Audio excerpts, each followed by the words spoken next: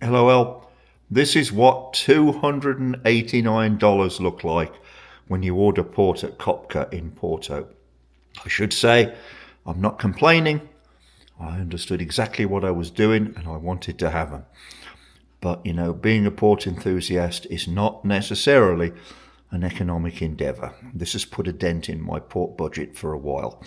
Anyway, I'm happy to have these.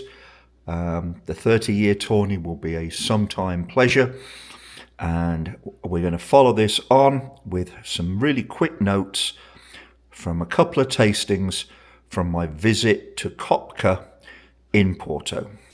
Okay, so welcome to our short video about our visit to Kopke for a tasting on the banks of the Douro in Porto. It was a great trip. A little bit of a collage of pictures and some videos of our actual tasting. The 50-year Tawny they gave me was absolutely to die for, and a tad outside my budget after I paid for this trip, I have to say, but we'll get some in the future.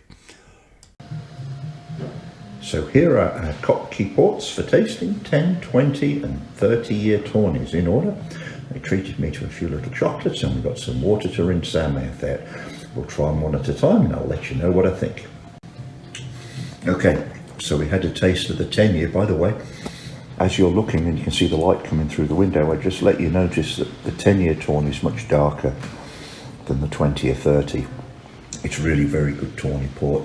You can't see her off to my right, but the sous chef just had a sip and she's not a huge port aficionado, but she definitely opined that the Kopke 10-year is nicer than the Sandeman's 10-year she had yesterday. That's why we Okay, shoot so much. here we have Kopke. I see. 50-year-old Tawny. Lovely colour, by the way, which you can see through the light from the window. Let's have a little taste. That's incredible. Okay, the 50-year really has a nose of tobacco and much more spicy than the others on the tongue.